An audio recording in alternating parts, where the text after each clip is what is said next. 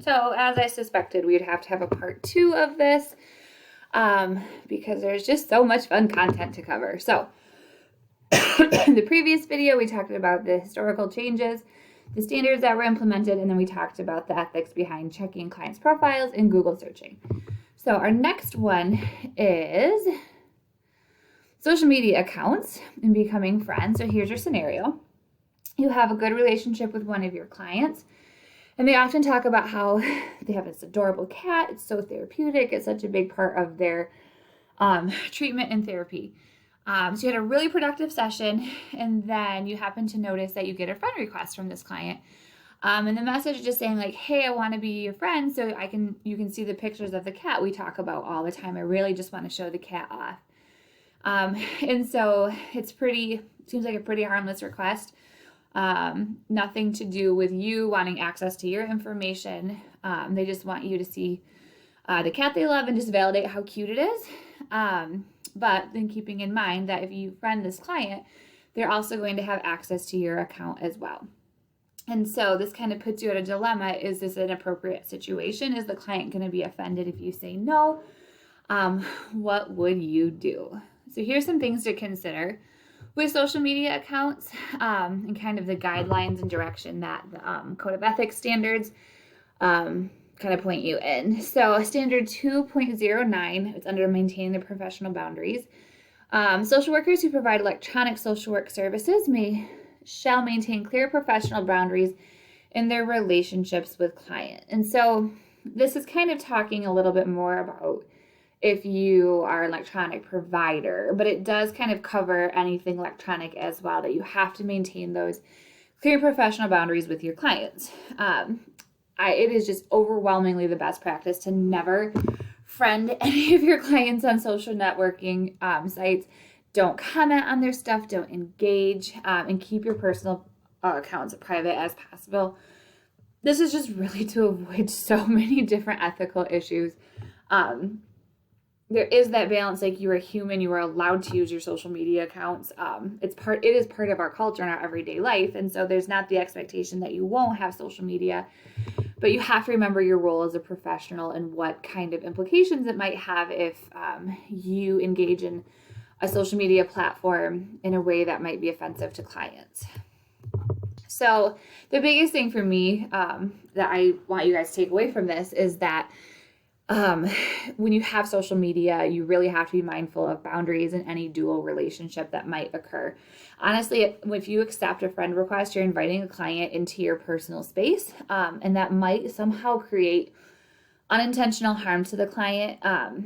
I just gave some scenarios on here. So you think about, you want to share pictures from, let's say, your 21st birthday or a really innocent pub crawl or something that involves alcohol. You're of legal age. You're not doing anything illegal.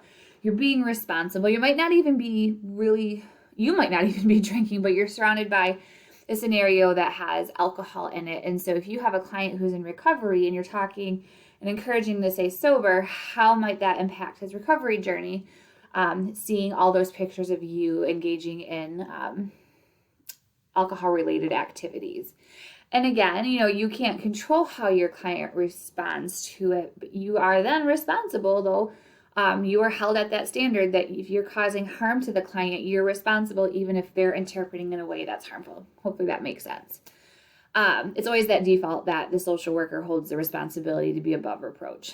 You might be an active member of a group that conflicts with your client's belief system, and they might then have transference about how you believe in them or how you view them. So this could be a matter of, say you have a stance against abortion, you're posting a lot of pro-life stuff on your account, and your client happened to have an abortion at some point in their life, whether you're aware of it, whether you're not. They might then have that kind of transference, the countertransference that you believe they're a bad person because you don't believe in abortion, where in the therapeutic space, we have a non-judgmental attitude and we allow clients to self-determine and make decisions however they want without imposing our beliefs. But they might have access to that. That kind of goes along with political affiliations as well. If they know that you voted for X candidate, that might have negative impacts on your relationship. Again, you're not posting anything to cause the client harm, but how they interpret it could really impact the therapeutic relationship. It just kind of blurs the lines between you being a professional and you being personal. Having engagement on social media can give them information that they wouldn't necessarily be privy to.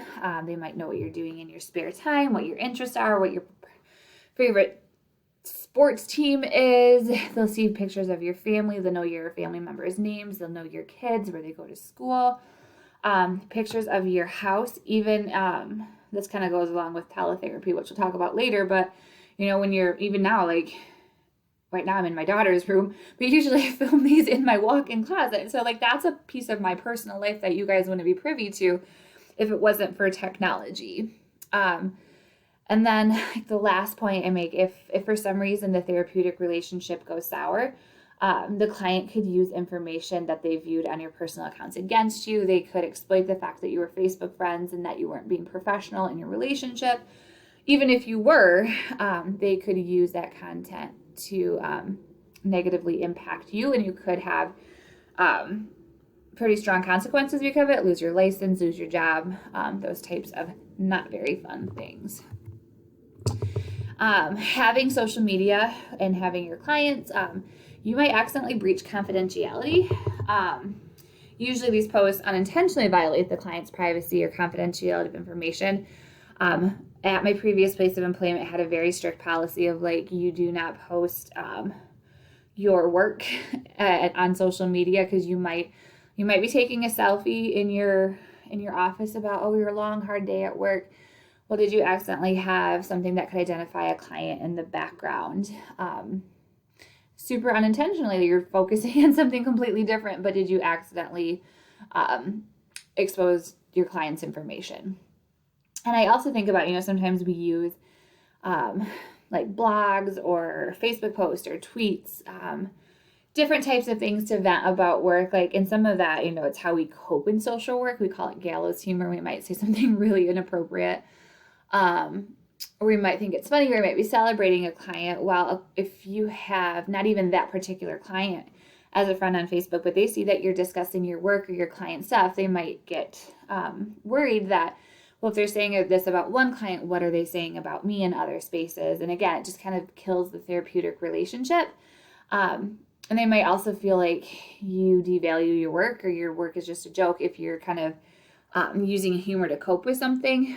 Not all clients, not all people, not even just clients, but people can't always interpret messages on Facebook appropriately, or social media or text.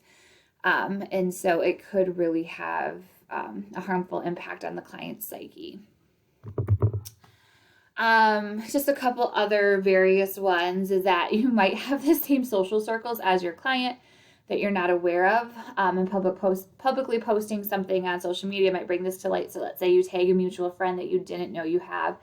All of a sudden they know that you have some sort of direct connection, and they might be able to have access to more stuff on your Facebook. I actually had one of my staff one time, she was a case manager, come to find out that one of our clients was dating her husband's coworker, and they'd been invited to mutual parties that just never happened to work out. But that would have been incredibly awkward to all of a sudden show up at a party and there's your client.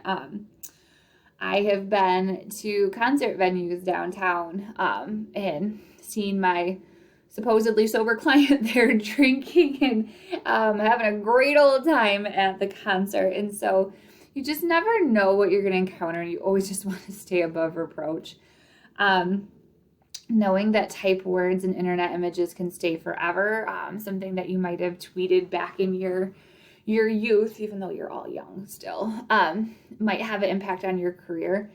I am a big Bachelor and Bachelorette fan, and there's actually a really interesting scenario right now. One of the former contestants, she's actually she's not a social worker, but she's a mental health provider out in a different state, and she's actually a person of color, and she's very vocal about equality and discrimination, and is a really good advocate for people of color and for oppression and everything. And some tweets resurfaced from, I think, maybe 2009, so like 15 years ago, before she was even a therapist or even a position of therapy. And they were extremely racist, very homophobic, xenophobic, discriminating against different body shapes and sizes. And she had publicly said she was aware that she left those up and didn't delete them because they were part of her journey to who she is now, such a strong advocate. Well, now she's being sanctioned by the licensing board of, I think it's like a mental health professional. I don't even remember. It's not social work. But anyway, she's getting sanctioned by her licensing board to see if she needs to have her license revoked based on what she said 15 years ago, because it's extremely offensive to people that she potentially works with and serves right now. So remember, things just don't go away, so just don't be stupid. And I thought this is interesting too, like if you have a website and you're asking a client to review your services or put a positive endorsement, just remembering kind of the power dynamic that we hold, and a client might not feel comfortable saying no, and they might feel pressured into it, so you just don't want to exploit that part of your relationship. I do want to touch on teletherapy and e-therapy, because in the light of COVID, it is something that we are currently living in, and many of you do in your internships or maybe even access to yourself. So there's advantages to providing services via a technology platform. Clients can find it less stressful face-to-face if they're already struggling to get out of the house or have anxiety around people. They might have more comfort being at home. There's freedom to maybe express more honestly. It's more convenient because providers can do, when they're out of town, they don't have to worry about canceling sessions. You don't have to, looking at this, transportation, supposed to be no longer a barrier for clients. Somehow it turned into no lingerie barrier for clients. Whoopsies. But you don't have to worry about transportation, bus passes. They can just access from home. There might be some reduction stigma of going to therapy because you can do it. You can just say, hey, I'm going to go talk to my friend for an hour. And people might not necessarily know that you're engaging in therapy if it's something that still feels stigmatized. And not having the face-to-face, there might reduce some of that transference, projection, and counter-transference. So there's some really good things. It opens up a lot more doors and reduces some of those barriers that we're always trying to overcome. Disadvantages, I feel like this list is longer, which I hate because I don't necessarily think there's a ton more disadvantages, but there just happen to be more on the list. If you have somebody who is suicidal, it's harder to intervene because you have to depend on somebody else stepping in or warning third parties because they might be already on their way to harming somebody. We miss out on nonverbals, tones, seeing the environment, that kind of personal assessment that helps us diagnose or understand the problem. If you're working from home, you can't always encrypt everything. There might be hackers. You might be providing therapy or services to a client, and your husband or spouse or whoever, your partner, walks in and they happen to recognize the person on the screen, or you left your notes out on the table. You can't always practice if you're licensed in Michigan, but your client's in Washington. Are you licensed to provide services? Anybody can do the training if they have a PC and internet connection. You obviously, I think that seems a little wonky, but you could offer services and make them seem legit, and then obviously not be a real therapist or provider. The unequal access to technology, not everybody has it, so how do you then compensate for that? And then not all insurances bill for teletherapy. That is improving significantly with COVID, but prior to COVID, it was really hard to sometimes get teletherapy or e-services approved for billing. So these situations present themselves. We need to protect ourselves. As I said before, we always have to assume responsibility for situations that might cause harm to the client because we are responsible to protect the vulnerable. Get your privacy settings and checks if that's using your first and middle name for your social media accounts or an alias. Don't have public accounts, and just be aware of your digital footprint. So Google yourself sometimes to see what's up. And when in doubt, go to the Code of Ethics, go to a supervisor. Now, some of them might be some people in the profession might not have as much experience with technology, and so that has been identified as a barrier to consultation. So going to those who you can have, who can help well, and consult the Code of Ethics. And when in doubt, don't post, don't search, don't engage. be above reproach is always the best way to err on the side of caution.